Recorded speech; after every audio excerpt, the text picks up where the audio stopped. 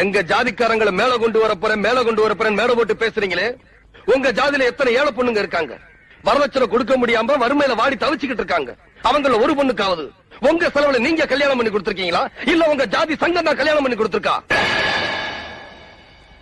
உங்க ஜாதியில பண வசதி இல்லாம படிக்க வசதி இல்லாம எத்தனை ஏழை மாணவர் இருக்காங்க.